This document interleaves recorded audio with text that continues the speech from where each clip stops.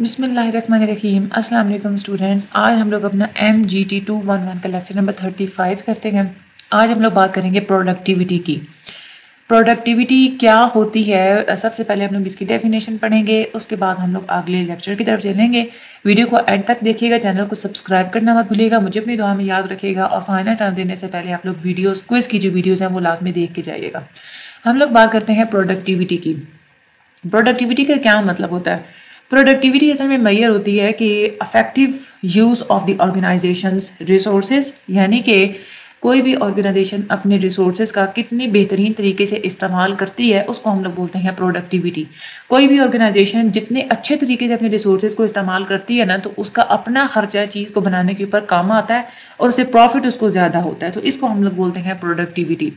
Production क्या होता है? वो प्रोसेस जिसके थ्रू हम लोग रॉ मटेरियल को एक फिनिश फॉर्म में कन्वर्ट करते हैं, इसको हम लोग प्रोडक्शन बोलते हैं।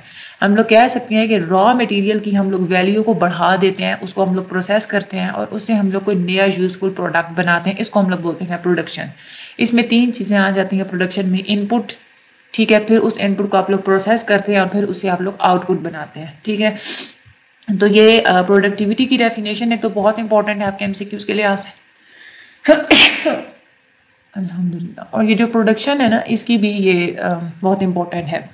अच्छा, आगे हम लोग बात करते हैं यूटिलिटी का क्या मतलब होता है।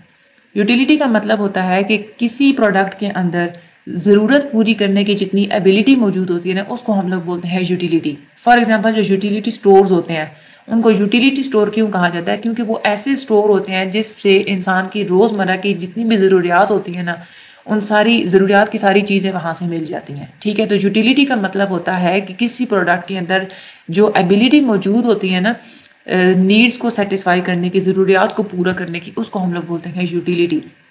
अब यूटिलिटी की 3 टाइप्स होती हैं। एक होती है टाइम यूटिलिटी, यानी कि अगर तो प्रोडक्ट के अंदर ये एबिलिटी मौजूद है कि जब जब उसकी ज़रूरत हो तब वो मिल जाए। इसका मतलब क्या है कि टाइम यूटिलिटी मौजूद है, ठीक है। जब आपको प्रोडक्ट की ज़रूरत हो तब ही आपको फ़ौरन से मिल जाए, that is a time utility. Place utility का क्या मतलब होता है? प्रोडक्ट एक जगह पे बनती है लेकिन वो किसी दूसरी जगह पे जाके बिक रही है, ठीक है। यानी कि चीज़ के किसी दूसरी जगह पे मूव हो जाने की वजह से उस प्रोडक्ट की यूटिलिटी बढ़ जाती है, ठीक है। यानी कि उस प्रोडक्ट की एबिलिटी, दूसरे की ज़रूरत को पूरा करने की जो एबिलिटी है ना, वो बढ़ जाती है। क्योंकि कंपनी इतनी दूर दूर होती है, वहाँ से तो नहीं हर बंदा जाके ले सकता, हमें तो करीब की दुकानों से चीज़ मिल जाती है, ठीक है। तो जो करीब की दुकानों से जो चीज़ ईजिली मिल जाती है ना, वो क्या होती है? वो प्लेस यूटिलिटी होती है। फॉर एग्जाम्पल, एक प्रोडक्ट है, एक सिटी में बना है, वो किसी दूसरी सिटी में ट्रांसपोर्ट हो जाता है बेचने के लिए, वहाँ दूसरी सिटी में वो यूज़ हो रहा है। इसका मतलब क्या है कि उस प्रोडक्ट के अंदर प्लेस यूटिलिटी मौजूद है, उस प्रोडक्ट की यूटिलिटी बढ़ गई है। उसके बाद तीसरी जो होती है that is a form utility, यानी कि एक जो प्रोडक्ट है, कोई भी चीज़ है ना, उसको हम लोग इस शक्ल में कन्वर्ट कर देते हैं कि वो एक यूज़फुल प्रोडक्ट बन गया, तो इसको हम लोग बोलते हैं फॉर्म यूटिलिटी। यानी कि इस चीज़ की एक ऐसी शक्ल बन गई है कि हमारी ज़रूरत को पूरा कर सकती है, ठीक है। तो जो यानी कि उसकी जो फॉर्म है ना, वो चेंज हो जाती है, तो इसको हम लोग बोलते हैं फॉर्म यूटिलिटी।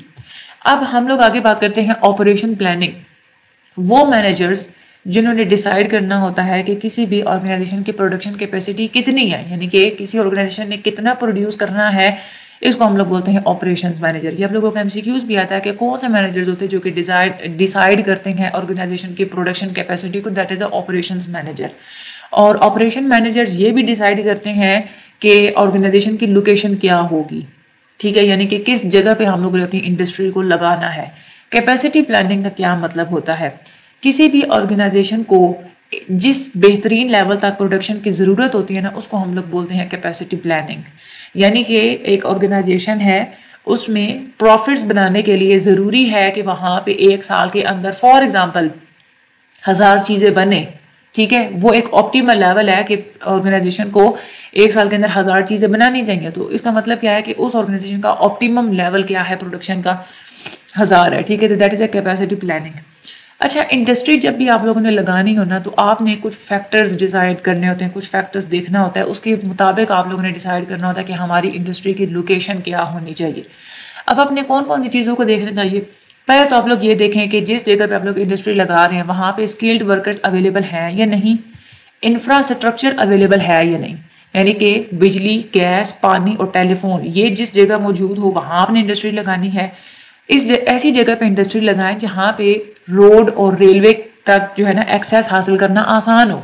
एक ऐसे इलाके में आप लोग लगा देते हैं जहाँ पे ना रेलवे मौजूद है, ना वहाँ पे अच्छा रोड मौजूद है, तो आप लोग चीज़ों को डिस्ट्रीब्यूट कैसे करेंगे? आपकी चीज़ें ख़राब हो जाएंगी टूटे फूटे रोडों पे।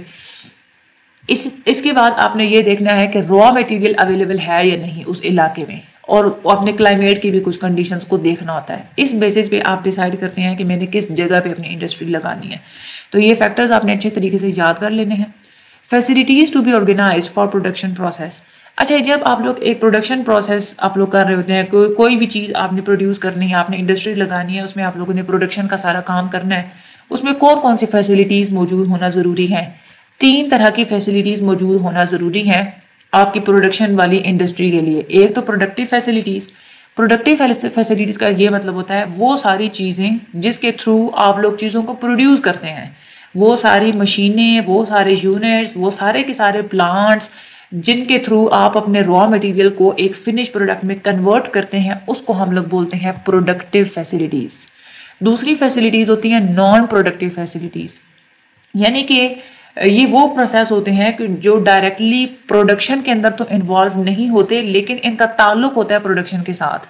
For example, non productive facilities में आएगा, आपने अपने रॉ मटेरियल को स्टोर करने के लिए कोई गोदाम बनाना है ना, कोई अपनी इन्वेंट्री बनानी है, तो वो क्या होगी? वो नॉन प्रोडक्टिव फैसिलिटी होगी। तो आप लोगों के लिए ज़रूरी है अपने प्रोडक्शन प्रोसेस के लिए एक तो प्रोडक्टिव फैसिलिटी, मशीनरी वगैरह होना ज़रूरी है। दूसरा, अपने रॉ मटेरियल को स्टोर करने के लिए जो जगह यानी कि नॉन प्रोडक्टिव फैसिलिटी, वो भी होना ज़रूरी है। तीसरी जो चीज़ होना ज़रूरी है वो होती है सपोर्ट फैसिलिटीज़, यानी कि आपके सारे काम को सपोर्ट करने के लिए भी तो लोग मौजूद होने चाहिए ना। मैनेजमेंट की टीम मौजूद होनी चाहिए, डिपार्टमेंट होना चाहिए, purchasing department, finance department, human resource department, हर वो डिपार्टमेंट, हर वो चीज़ जो कि किसी फैक्ट्री को चलाने में सपोर्ट कर सकती है, वो सारी की सारी सपोर्ट फैसिलिटीज़ के अंदर आती हैं। तो ये तो आप लोगों को 3 हेडिंग्स याद होनी चाहिए।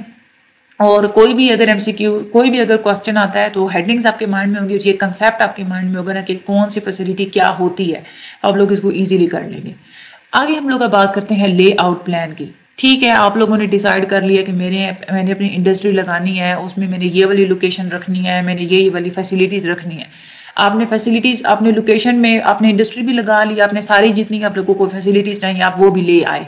अब आगे डिपेंड करता है कि आपने अपनी ऑर्गेनाइजेशन के अंदर इंटरनल अरेंजमेंट कैसे करनी है, मशीनरी को कहाँ पे प्लेस करना है, लोगों की मूवमेंट के लिए कैसे कैसे रास्ता रखना है, कौन कौन सी जगह रखनी है, वाटर को स्टोर करने की कौन सी जगह रखनी है, कैसे रखना है, और एंट्री और एग्जिट पॉइंट, यानी कि आपकी इंडस्ट्री के अंदर इंटर होने के लिए और बाहर निकलने के लिए कौन कौन से रास्ते होने चाहिए। ठीक है, तो ये सारे के सारे ये जो 4 चीज़ें हैं ना, इनको हम लोग बोलते हैं लेआउट प्लान। ठीक है, यूँ समझ ले कि जो नक्शा होता है ना एक तरीके से, वो होता है लेआउट प्लान। अब लेआउट को जब आप लोग डिज़ाइन करते हैं ना, तो आप लोगों ने कुछ ऑप्शंस को मद्देनजर रख के अपना लेआउट डिज़ाइन करना होता है। एक तो आप लोग देखें कि आपका प्रोडक्ट किस तरह का है, ठीक है, प्रोसेस आपका किस तरह का है प्रोडक्शन में, उसके बाद मशीनरी आप लोगों ने कहाँ पे रखनी है, अपने प्रोडक्ट्स को आप लोगों ने कहाँ पे रखना है, तैयार शुदा प्रोडक्ट आपने कहाँ पे रखना है। फ्लेक्सिबल लेआउट होना चाहिए, यानी कि कभी आप लोगों को मशीनरी इधर उधर मूव करनी पड़े तो उसके हिसाब से इतनी जगह भी मौजूद होनी चाहिए। यू शेप लेआउट रखना है, यानी कि या तो ऐसे रखना है कि मशीनरी सारी इर्द गिर्द हो, दरमियान में जगह खाली हो, या दरमियान में मशीनरी हो, इर्द गिर्द आने जाने के लिए सारा जो है ना वो फासला खाली हो, या स्ट्रेट लाइन लेआउट रखना है कि आने जाने का रास्ता बिल्कुल सीधा है वो खाली हो, या इस तरीके से। ठीक है, तो मुख्तलिफ किस्म के आप लोग लेआउट्स रख सकते हैं। आप लोग लेआउट डिज़ाइन क्यों करते हैं, इसकी ज़रूरत क्यों मौजूद होती है, क्यों पेश आती है इसकी ज़रूरत? तो इसमें कुछ चीज़ें होती हैं। एक तो एफिशिएंसी आपकी इंक्रीज़ हो जाती है, आपकी कॉस्ट रिड्यूस हो जाती है, एक्सीडेंट से भी बंदा बच जाता है। एक अच्छे तरीके से वेल प्लानिंग एक नक्शा बना हुआ है तो एक जगह से दूसरी जगह प्रोडक्ट पहुंचाने के लिए जो जल्दी जल्दी वर्कर्स काम कर रहे होते हैं, उन सब के लिए एक्सीडेंट्स को अवॉइड वो हो जाता है, एक्सीडेंट्स नहीं होते और डिलेज भी अवॉइड हो जाते हैं, यानी कि जल्दी से इधर उधर चीज़ें आप लोग मूव कर सकते हैं जब एक अच्छा लेआउट होता है तो। ठीक है, तो ये लेआउट भी कंसिडर करना किसी भी ऑर्गेनाइजेशन के लिए बहुत इंपॉर्टेंट होता है। तो इसमें आप लोगों को वो पूछ सकते हैं कि लेआउट प्लान में कौन कौन सी चीज़ें आ जाती हैं। ये 4 चीज़ें आप लोगों के माइंड में होनी चाहिए। रीज़न क्या होते हैं, ये 4 रीज़न आपके माइंड में होने चाहिए। और लेआउट के डिज़ाइन में ये वाले जो है ना मुख्तलिफ किस्म के लेआउट होते हैं जो कि आप लोग रख सकते हैं।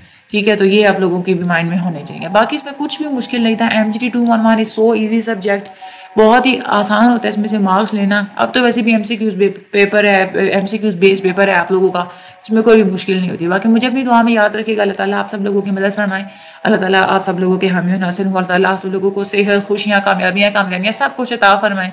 Thank you so much and अल्लाह हाफिज़।